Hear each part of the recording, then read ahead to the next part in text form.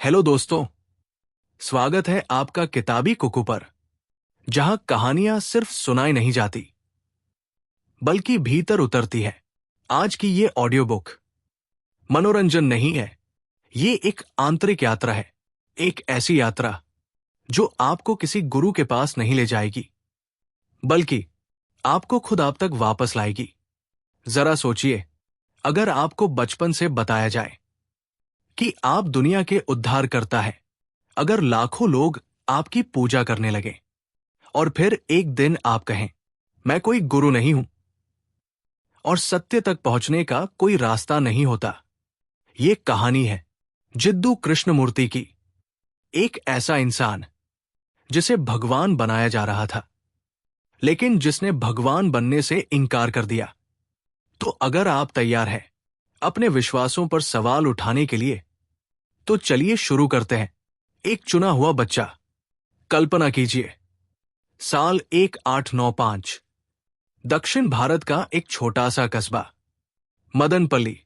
यही एक साधारण ब्राह्मण परिवार में एक बच्चा जन्म लेता है। नाम रखा जाता है जिद्दू कृष्णमूर्ति। वो अपने माता पिता की 8वीं संतान थे। न कोई विशेष प्रतिभा, न कोई तेज दिमाग, कमजोर शरीर, गुमसुम स्वभाव और पढ़ाई में बिल्कुल मन नहीं।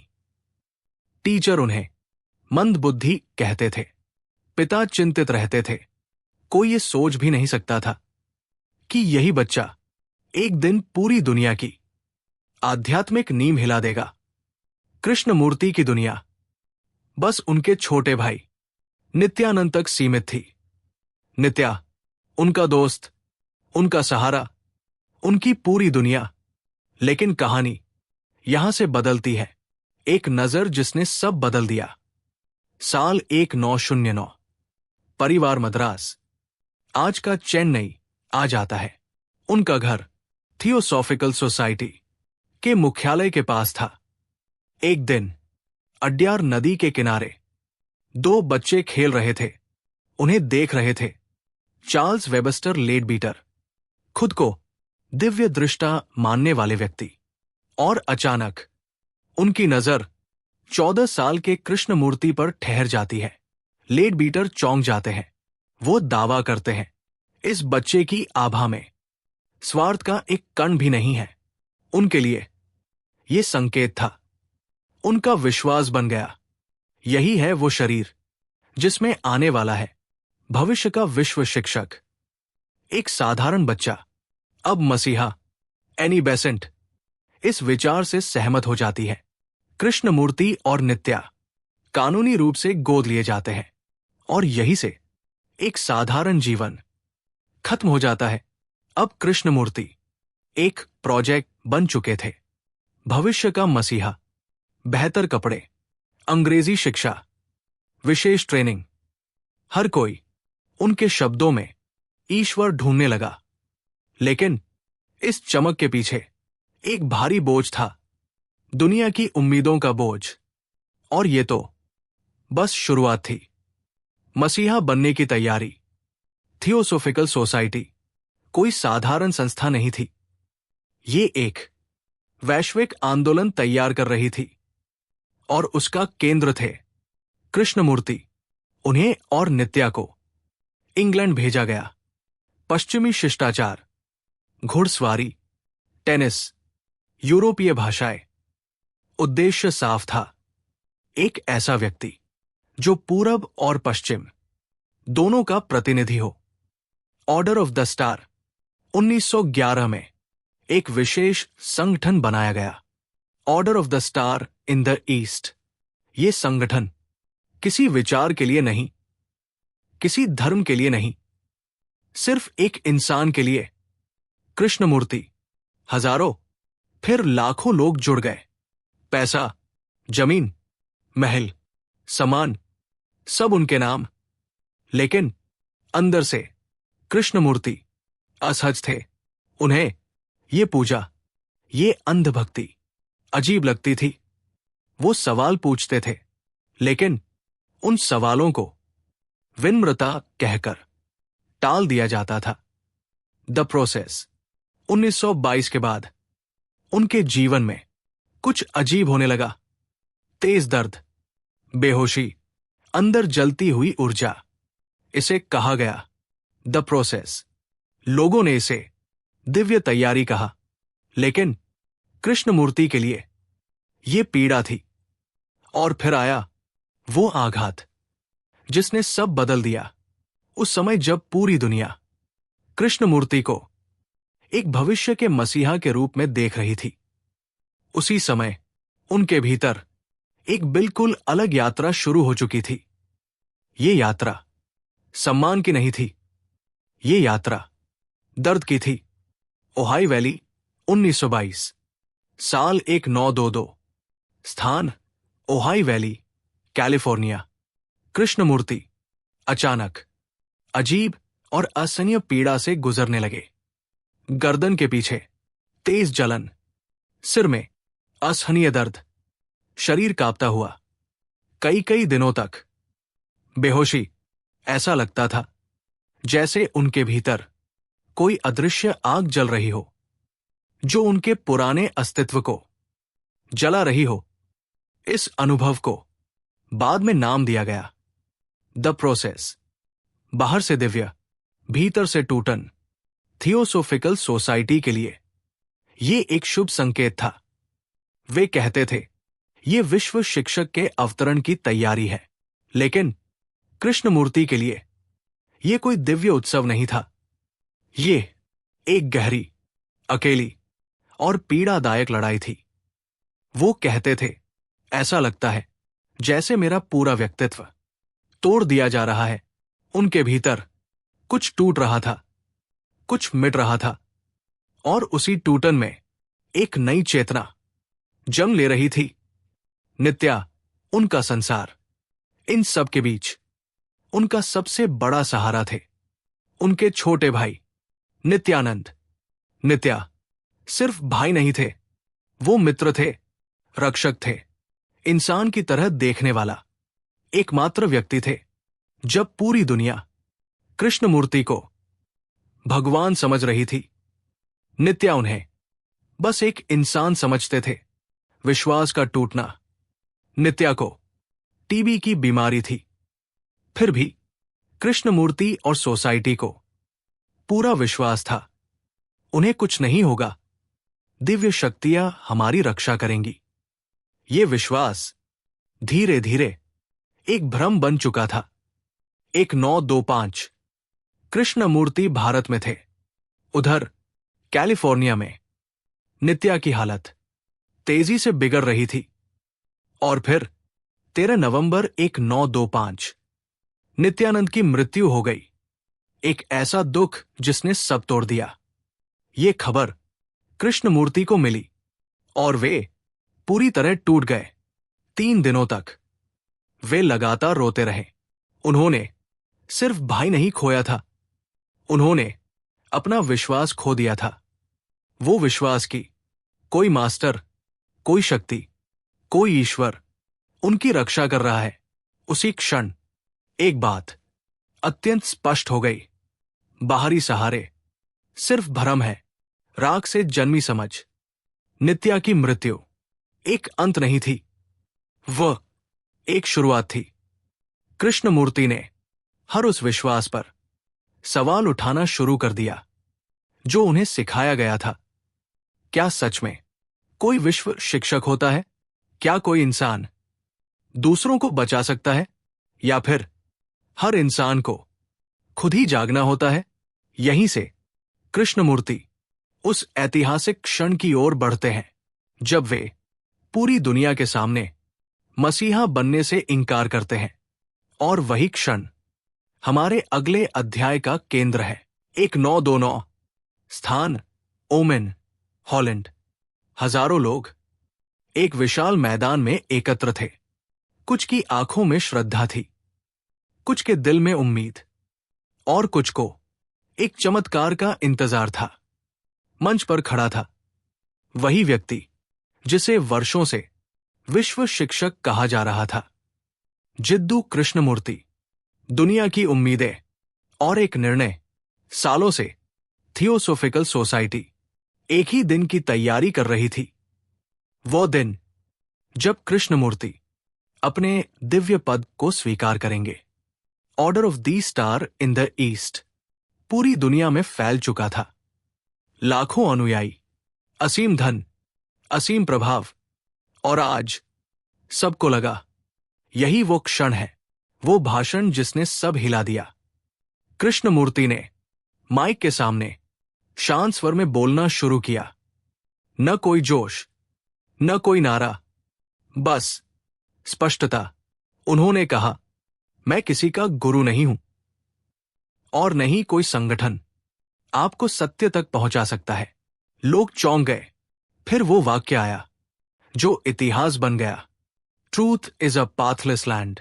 सत्य एक पथहीन भूमि है। संगठन का अंत। कृष्णमूर्ति ने यही नहीं रोका। उन्होंने आगे कहा, जहां भी संगठन होता है वहां सत्य मर जाता है। और फिर सबसे बड़ा झटका, उन्होंने order of the star in the east को भंग करने की घोषणा कर दी। वो संगठन जो सिर्फ उनके लिए बना था। धन, जमीन, महल सब लौटा दिए गए। लोग टूटे, भ्रम टूटा।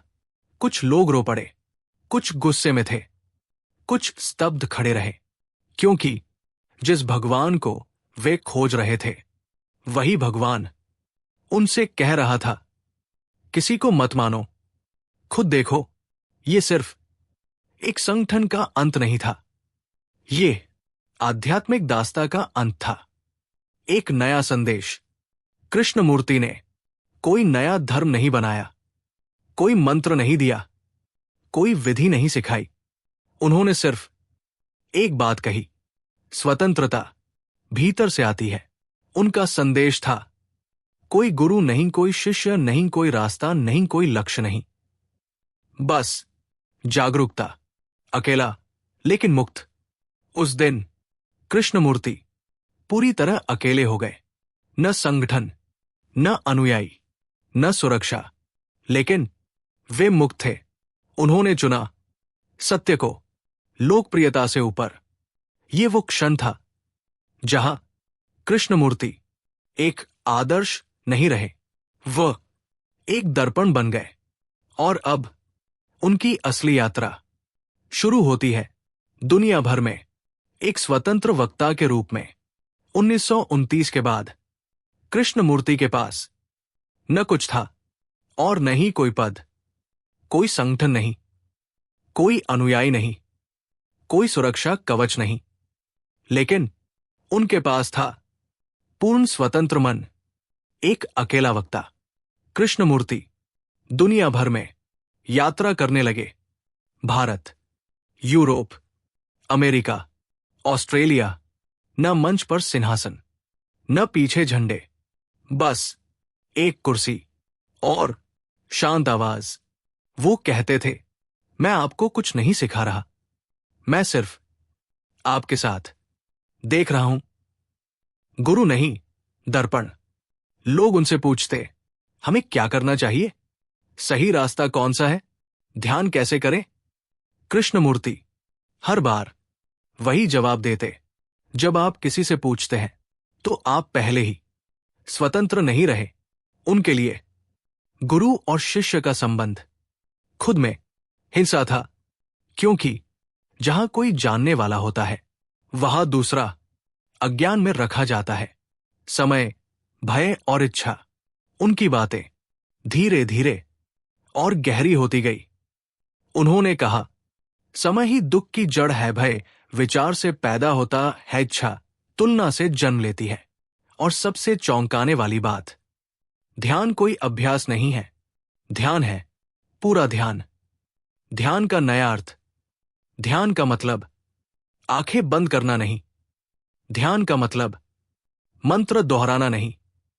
ध्यान है इस पल को देखना बिना, नाम दिए बिना भागे। जब आप अपने गुस्से को गुस्सा नहीं कहते, बस उसे देखते हैं, वही ध्यान है। परिवर्तन बिना प्रयास। कृष्णमूर्ति कहते थे, जहां प्रयास है वहां टकराव है।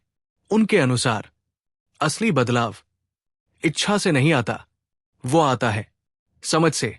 जब आप किसी चीज को पूरी तरह समझ लेते हैं तो वह अपने आप गिर जाती है। साधारण जीवन, असाधारण स्पष्टता।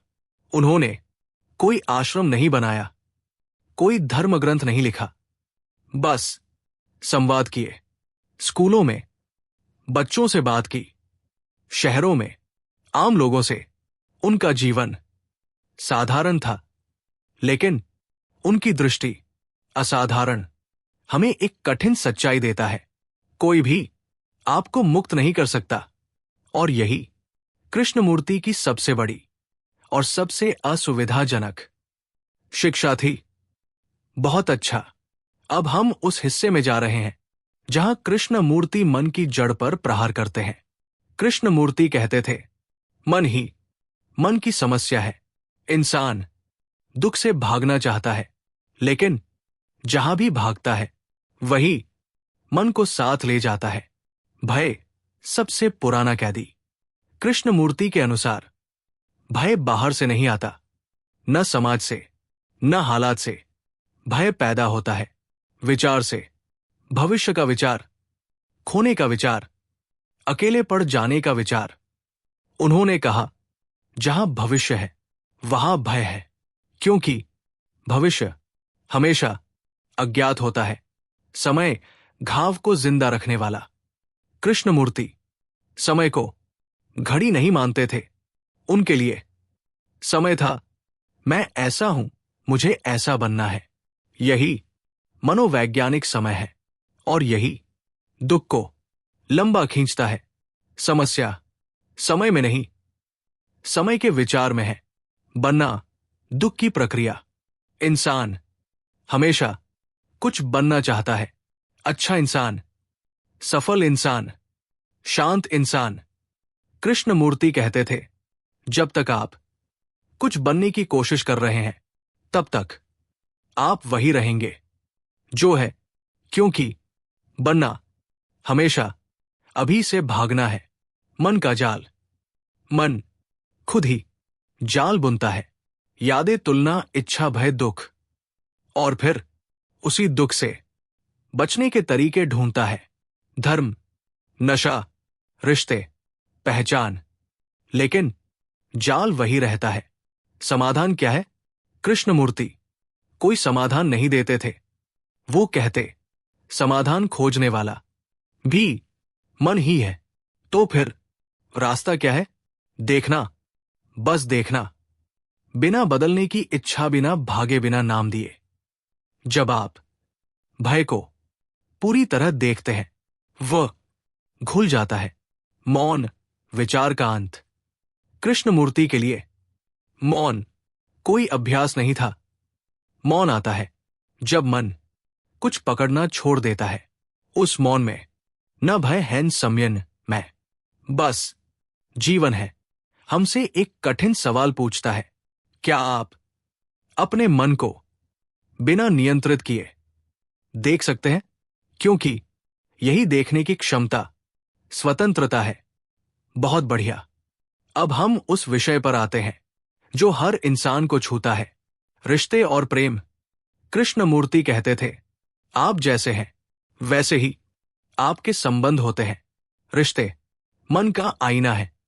आप अपने बारे में जो नहीं देखना चाहते, वह रिश्तों के जरिए सामने आता है। संबंध स्वयं का प्रतिबिंब। हम अक्सर कहते हैं, वो मुझे दुख देता है, वो बदल गया है। कृष्णमूर्ति पूछते, क्या आप अपने दुख को दूसरे पर डाल रहे हैं? रिश्ते समस्या नहीं है, समस्या है हमारी अपेक्षा, निर्भरता, प्रेम नहीं, डर। जब हम कहते हैं, मैं तुम्हारे बिना नहीं रह सकता, कृष्णमूर्ति कहते, ये प्रेम नहीं, डर है। डर अकेले होने का, सुरक्षित होने का, खालीपन का।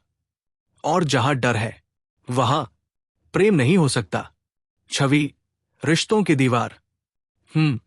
हर रिश्ते में छवियां बना लेते हैं, तुम्हारी अपनी, और फिर दो छवियां आपस में बात करती हैं। असल इंसान पीछे छूट जाता है। छवि ही संघर्ष की जड़ है अकेलापन और एकांत। कृष्णमूर्ति अकेलेपन और एकांत में अंतर करते थे। अकेलापन जब हम किसी से भागते हैं, एकांत जब मन पूरा होता है। एकांत में कोई निर्भरता नहीं, कोई डर नहीं, और वहीं से प्रेम जन्म लेता है।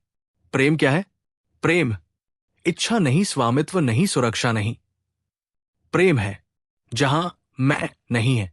जब कोई अपने लिए कुछ नहीं चाहता, वही प्रेम है।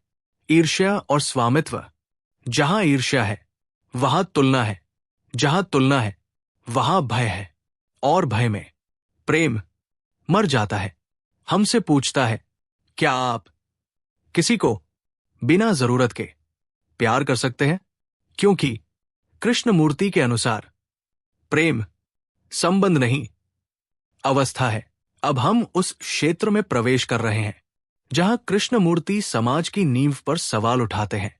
कृष्णमूर्ति कहते थे, समाज कुछ और नहीं, हम ही हैं। हम जैसा सोचते हैं वैसा ही समाज बनता है। इसलिए अगर समाज बीमार है तो उसकी जड़ हमारे भीतर है।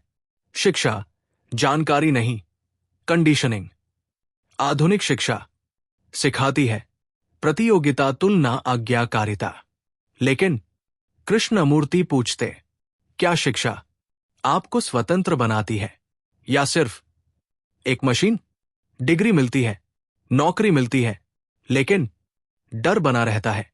बुद्धिमत्ता बनाम ज्ञान। ज्ञान सूचना है, बुद्धिमत्ता समझ है। कृष्णमूर्ति कहते, ज्ञान कभी आपको मुक्त नहीं कर सकता, क्योंकि ज्ञान अतीत है और स्वतंत्रता हमेशा अभी होती है। सही शिक्षा क्या है? सही शिक्षा डर से मुक्त हो, सवाल पूछने दे, तुलना न सिखाए, संवेदनशील बनाए। इसी सोच से उन्होंने स्कूल स्थापित किए। Rishi valley, Bharat, Brockwood Park, England, Ojai school, United States of America. विद्रोह बाहर नहीं, भीतर। कृष्णमूर्ति क्रांति की बात करते थे, लेकिन राजनीतिक नहीं। असली विद्रोह भीतर से शुरू होता है। न नियम तोड़ना, न झंडे जलाना, बल्कि डर से मुक्त होना, जान छोड़ना, भीड़ से अलग देखना। राष्ट्र, धर्म और विभाजन। राष्ट्रवाद, धर्म, जाति। कृष्णमूर्ति के अनुसार ये सब मानसिक सीमाएं हैं, और जहां सीमाएं हैं वहां संघर्ष है। हमसे पूछता है, क्या आप भीड़ के बिना सोच सकते हैं? क्योंकि स्वतंत्र समाज स्वतंत्र व्यक्ति से जन्म लेता है। अब हम उस विषय पर पहुंचते हैं जिससे हर इंसान डरता है, मृत्यु। कृष्णमूर्ति कहते थे, जिसने जीना नहीं सीखा वो मरने से डरता है। हम मृत्यु को भविष्य की घटना मानते हैं, लेकिन कृष्णमूर्ति के लिए मृत्यु अभी है। मृत्यु क्या है? मृत्यु का अर्थ सिर्फ शरीर का अंत नहीं। मृत्यु है अतीत का अंत, स्मृति का अंत, अपचान का अंत। और यही हमें डराता है, क्योंकि अपनी पहचान में जीते हैं रोज मरना। कृष्णमूर्ति कहते, अगर आप हर दिन मर सके तो आप डर से मुक्त हो जाएंगे। रोज मरना मतलब कल की चोट को छोड़ देना, आज की सफलता को पकड़कर न रखना, अपने नाम, पद, छवि से मुक्त होना। जीवन और मृत्यु एक ही प्रक्रिया। हम जीवन को पकड़ते हैं और मृत्यु से भागते हैं, लेकिन कृष्णमूर्ति कहते, जो जीवन को पूरा जीता है वो मृत्यु से नहीं डरता। जीवन और मृत्यु अलग नहीं, वे एक ही गति के दो पहलू हैं। पूर्णता क्या है?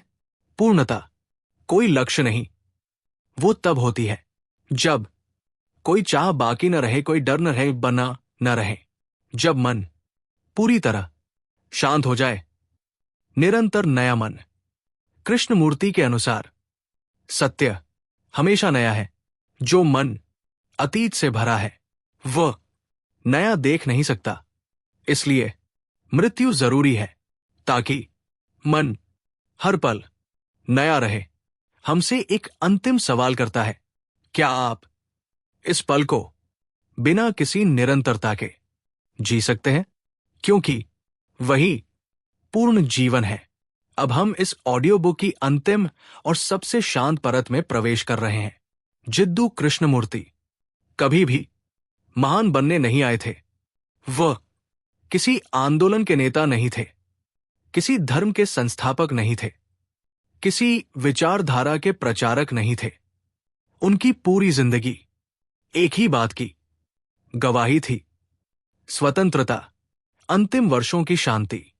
अपने अंतिम वर्षों में कृष्णमूर्ति और भी शांत हो गए। कोई नए विचार नहीं, कोई नए सिद्धांत नहीं, बस उसी सत्य की लगातार याद। जो देखा जा सकता है वही बदला जा सकता है। वे दुनिया भर में बोलते रहे, छोटे समूह में, बड़े सभागारों में, लेकिन कभी भी शिष्य नहीं बनाए। शब्दों से आगे उनकी किताबें आज भी पढ़ी जाती है, लेकिन कृष्णमूर्ति कहते, मेरे शब्द सत्य नहीं है, सत्य आपकी देखने की क्षमता में है। उन्होंने कभी नहीं चाहा कि लोग उन्हें याद रखें, उन्होंने चाहा कि लोग खुद को देखें। मृत्यु बिना भय। 1986 ओहाई, कैलिफोर्निया। कृष्णमूर्ति शांतिपूर्वक चले गए, बिना किसी अनुष्ठान के, बिना किसी धर्म के। जैसे उन्होंने जिया वैसे ही उन्होंने विदा ली। उनकी असली विरासत, उनकी विरासत कोई मंदिर नहीं, कोई मूर्ति नहीं, कोई पूजा नहीं। उनकी विरासत है एक प्रश्न, क्या आप भीड़ के बिना जी सकते हैं? क्या आप अपने डर को सीधे देख सकते हैं? अगर इस पूरी ऑडियो बुक से आप एक बात अपने साथ ले जाए तो वो ये हो, कोई रास्ता नहीं है और यही स्वतंत्रता है। आपने सुना जिद्दू कृष्णमूर्ति, एक इंसान जिसने भगवान बनने से इनकार किया। अगर ये यात्रा आपके भीतर कुछ हिला पाई हो तो यही पर्याप्त है, क्योंकि कृष्णमूर्ति कहते थे, परिवर्तन अभी होता है। अगर आपको ऐसी डीप फिलॉसफी, ऑडियो बुक और लाइफ चेंजिंग आइडियाज पसंद है तो चैनल को सब्सक्राइब जरूर करें